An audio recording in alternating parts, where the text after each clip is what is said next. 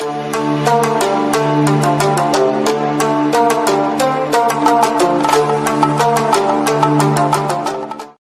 علیکم ویورز، امید ہے کہ آپ سب ٹھیک ٹھاک ہوں گے۔ آج کی ویڈیو میں ہم بات کریں گے مسجد قرطبہ کی تاریخ کی۔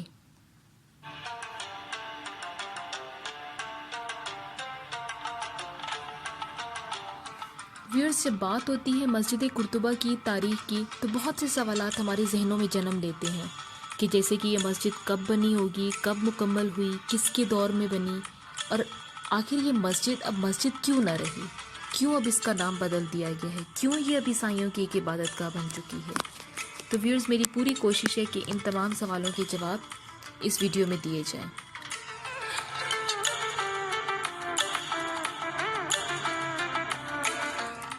جب بات ہوتی ہے اندلس کے شہر قرطبہ کی، تو فوراً جو چیز ہمارے دماغ میں آتی ہے وہ ہے قرطبہ شہر کی مشہور مسجد قرطبہ۔ ایسے لگتا ہے کہ جیسے قرطبہ شہر کی وجہ شہرت ہی یہ مسجد ہوگی، جسے مسلمان اب تک اس کو مسجد کے نام سے ہی پکارتے ہیں۔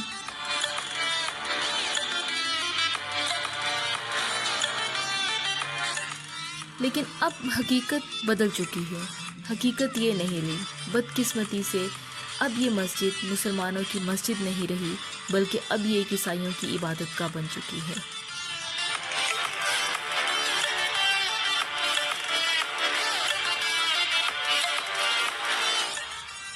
ویورز، اب یہ بات مسلمانوں کے دل کو چیر دیتی ہے کہ ایک ایسی عظیم الشان مسجد، مسلمانوں کے عظیم ماضی کی نشانی، مسلمانوں کے زمانے عروج کی نشانیوں میں سے ایک مشہور نشانی، اب مسلمانوں کے پاس نہ رہی۔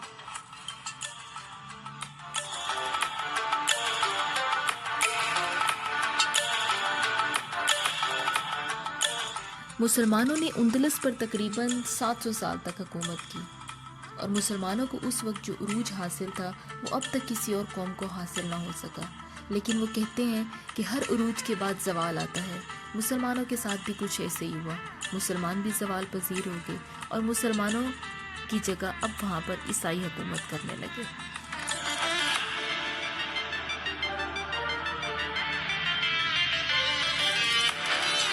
اور اس طرح سے مسلمانوں کی یہ مسجد مسلمانوں کے ہاتھوں سے نکل کر عیسائیوں کے پاس چلی گئی۔ عیسائیوں نے اس مسجد کو چرچ میں بدل دیا، اور اب تقریباً 800 سالوں سے یہ مسلمانوں کی مسجد نہیں رہی، بلکہ اب یہ میسکیٹا کیتھیڈرل بن چکی ہے۔ میسکیٹا کیتھیڈرل، جی ویورز، یہ اس کا موجودہ نام ہے، اور اب یہاں پر عیسائی اپنی عبادت کرتے ہیں اور اپنے مذہبی فرائض انجام دیتے ہیں۔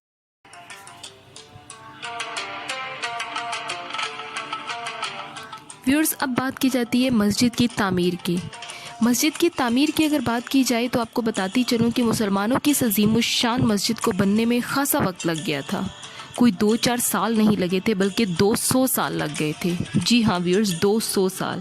یہ مسجد 784 عیسوی میں بننا شروع ہوئی تھی، اور 987 عیسوی میں یہ مسجد مکمل ہوئی۔ اب اس بات کا اندازہ آپ لگا سکتے ہیں کہ جس مسجد کو بننے میں 200 سال لگ گئے وہ مسجد کیسی ہوگی، ایسی کیا خاص بات تھی اس مسجد میں جو 200 سال لگ گئے۔ اور اس طرح کے بہت سے سوالات ہمارے ذہنوں میں جنم لینا شروع کرتے ہیں۔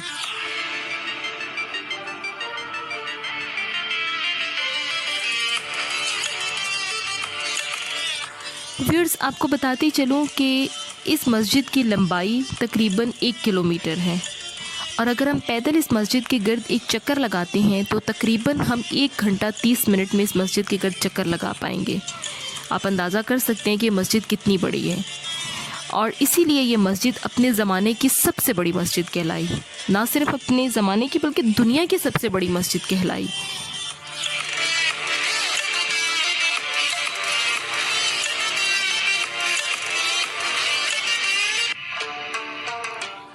اور یہ مسلمانوں کے لیے کوئی عام بات نہیں تھی۔ شاید اسی وجہ سے قرطبہ شہر کی شہرت میں اضافہ ہوا۔ قرطبہ شہر نے اندلس کو 4 چاند لگا دیے ہوں، اندلس کی اہمیت میں جیسے اضافہ کر دیا ہو، مسلمانوں کی عروج کو منظر عام پر یہ لے کر آئی۔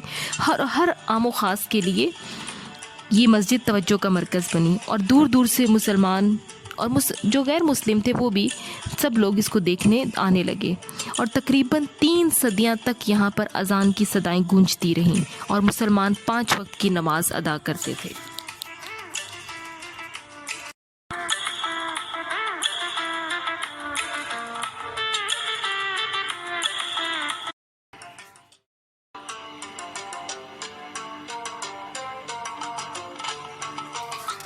सन 1236 में जब उंदलस में ईसाइयों का राज हुआ था, जैसे कि मैंने वीडियो के शुरू में आपको बताया है, और जब इस मस्जिद को चर्च में बदल दिया गया था, तो कैसे मुमकिन था कि ईसाई हुकूमत करने के बाद भी इस आलीशान मस्जिद को, मुसलमानों की इस अजीम मस्जिद को मस्जिद ही रहने देते या इसमें रद्दोबदल ना करते। तो जैसे ही ईसाइयों ने अपने हुकूमती इंतज़ामात अपने हाथों में लिए थे, तो उन्होंने इस मस्जिद को मस्जिद ना रहने दिया, बल्कि इसको अपनी इबादत का बना लिया था।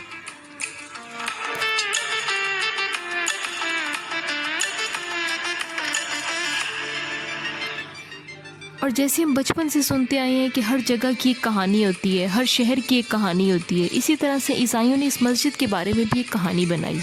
उनका कहना ये था कि हमने अब इस मस्जिद को चर्च में बदल दिया, क्योंकि इस मस्जिद की जगह तकरीबन 2000 साल पहले यहाँ पर चर्च ही हुआ करता था, जिसको तोड़कर मुसलमानों ने मस्जिद तामीर की थी, और अब हमने इसको दोबारा चर्च में बदल दिया है। और अब तकरीबन 800 साल से ईसाई अपनी इबादत कर रहे हैं और अपनी मजहबी रसूमात को सरअंजाम दे रहे हैं।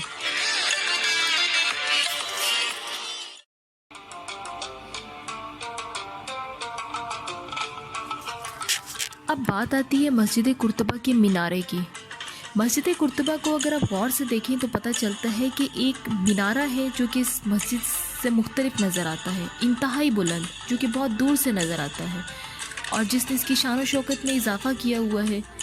और जब ये मस्जिद चर्च में बदली थी, तो वैसे तो इस मस्जिद में बज़ाहिर कुछ ख़ास तब्दीलियाँ नहीं हुई, लेकिन इसके मीनारे में एक छोटी सी तब्दीली नज़र आती है। वो ये कि ईसाइयों ने इस मीनारे की ऊंचाई वाली जगह पर, सबसे ऊंची जगह पर एक बेल लगा दी है, और अब ये मीनारा मज़ीद बुलंद दिखाई देने लगा है। ईसाइयों ने इस बुलंदी वाले हिस्से पर, जहाँ पर अभी बेल आवेज़ा की है, इसको बेल टावर का नाम दिया, और अब ईसाई अपनी इबादत के मखसूस औकात में इस बेल को बजाते हैं।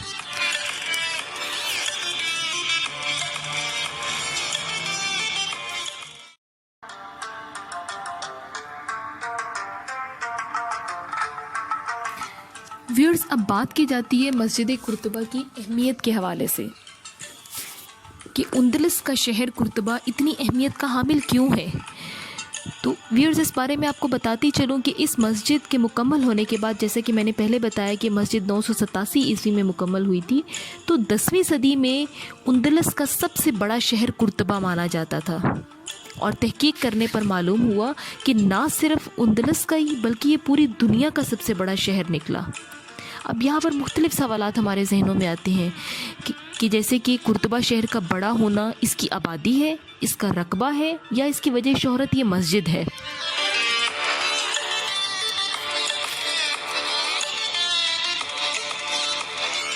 तो इस बारे में व्यूअर्स आपको बताती चलूँ कि कुर्तबा शहर का अहम होना, इसका बड़ा होना, इसकी वजह ना इसकी आबादी है, ना ही इसका रकबा है, बल्कि इसकी वजह शोहरत इसके अपने इल्म की बदौलत थी। ये इल्म का बहुत बड़ा मरकज़ था, और इस मस्जिद का एक हिस्सा भी उस वक्त एक यूनिवर्सिटी थी, जो कि अब तो ख़त्म हो चुका है, लेकिन उस दौर में उस यूनिवर्सिटी में बहुत दूर दूर से लोग इल्म हासिल करने आते थे। हर आमो ख़ास के लिए इस मस्जिद के दरवाज़े खुले थे और लोग इल्म से फैज़याब होते थे, और इस तरह कुर्तबा शहर अपनी मज़ीद ऊंचाइयों को पहुंचा।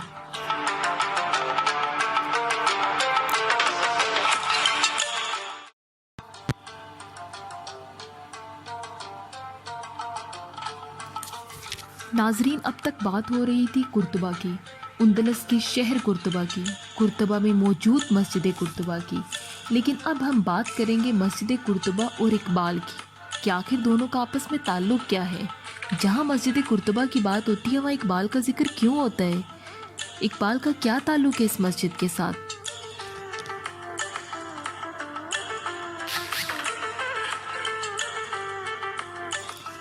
व्यूअर्स, अगर मस्जिद कुर्तबा की अहमियत के हवाले से मैं इकबाल का जिक्र न करूं, तो मुझे ऐसा लगता है कि इकबाल जैसे अजीम शायर के साथ ये नाइंसाफ़ी होगी।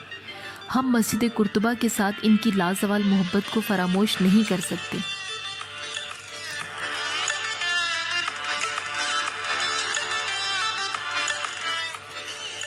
अब हम इकबाल की मस्जिद कुर्तबा के साथ मोहब्बत के उस किस्से पर बात करते हैं जो तारीख़ में रकम है, जिससे बहुत से लोग तो वाकिफ़ हैं, और जो लोग नहीं वाकिफ़, मेरी पूरी कोशिश है कि वो भी जान जाएं। ویورز، سن 1932 میں جب اقبال نے گول میز کانفرنس میں شرکت کی تو شرکت کے لیے لندن گئے۔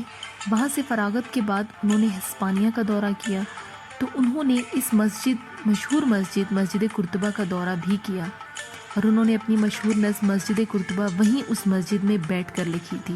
اسی لیے ان کی اس نظم کو 1932 کی نظم کہا جاتا ہے۔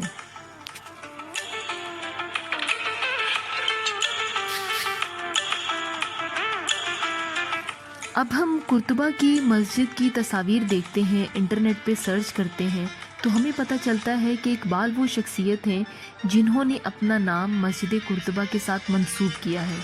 جہاں مسجد قرطبہ کا نام آتا ہے وہیں لوگوں کے دماغ میں علامہ اقبال کا نام بھی آتا ہے۔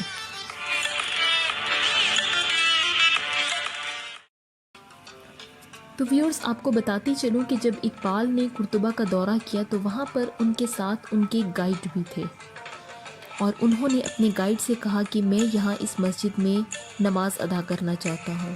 وہ مسجد چونکہ اس وقت مسجد نہیں رہی تھی، میزکیٹا کیتھیڈرل بن چکی تھی، اذان اور نماز پر پابندی تھی۔ اسی لیے گائیڈ نے اقبال سے کہا کہ عیسائیوں کے پادریوں کو یہ بات بہت ناگوار گزرے گی، کیونکہ یہاں پر تو کسی مسلمان کو رکوع پر جانے کی اجازت نہیں ہے، تو نماز تو بہت دور کی بات ہے۔ اقبال نے وہیں جائے نماز بچھایا اور بیٹھ گئے۔ تمام پادری متوجہ ہوئے اور وہ بھاگے آئے اور زور و شور سے احتجاج کرنے لگے کہ اس کی اجازت یہاں پر نہیں ہے۔ اقبال نے وہاں پادریوں سے متوجہ ہوئے اور ایک مثال پیش کی کہ نبی پاک صلی اللہ علیہ وآلہ وسلم کے زمانے میں عیسائیوں کا ایک وفد کوئی التماس لے کر آیا اور ان کو مسجد نبوی میں ٹھہرایا گیا تھا۔ تو جب ان کی عبادت کا وقت آیا تو وہ تمام عیسائی اس سوچ میں مبتلا ہو گئے تھے کہ کیا یہاں پر ہمیں اپنی عبادت کی اجازت ملے گی؟ کہ ہم یہاں آزادی سے اپنی عبادت کر سکتے ہیں؟ تو اس واقعے کا علم جب نبی پاک صلی اللہ علیہ وآلہ وسلم کو ہوا تو انہوں نے کہا یقیناً وہ اپنی طور طریقوں کے مطابق پوری آزادی سے یہاں پر اپنی عبادت کر سکتے ہیں۔ تو اقبال کا یہ کہنا تھا کہ جب ہمارے نبی پاک صلی اللہ علیہ وآلہ وسلم نے اپنی مسجد میں آپ کو اپنی عبادت کی اجازت دے دی تھی تو میں یہاں پر کیوں اپنی نماز ادا نہیں کر سکتا جو کبھی مسجد تھی؟ یہ بات سن کر پادری خاموش ہو گئے اور انہوں نے کہا کہ ہم اپنے بڑے پادری سے پوچھ کر آتے ہیں۔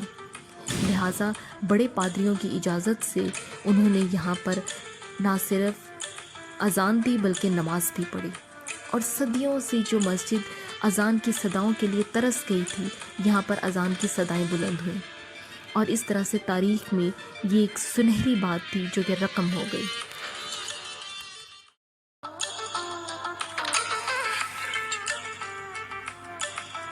اور اس وقت اقبال جب حالت نماز میں تھے تو ایک پادری نے اقبال کی تصویر بھی بنائی، اور حالت نماز میں اقبال کی کیفیت کچھ اس طرح سے تھی کہ آنکھوں سے آنسوں کا سیلاب رواں ہو گیا، اور جب وہ حالت سجدہ میں تھے تو وہ بے ہوش ہو گئے تھے۔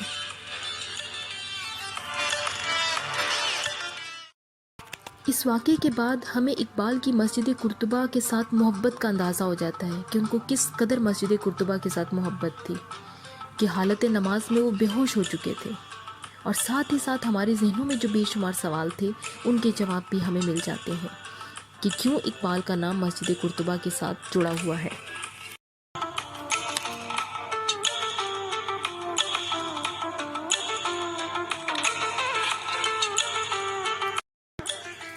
جی ویورز، یہ تھی میری آج کی ویڈیو مسجد قرطبہ کی تاریخ۔ امید کرتی ہوں کہ آپ کو پسند آئے گی۔ انشاءاللہ جلد ہی ہم اقبال کی مسجد قرطبہ میں کی گئی دعا اور ان کی پوری نظم کے ساتھ اگلی ویڈیو کے ساتھ حاضر ہوں گی۔ اللہ حافظ۔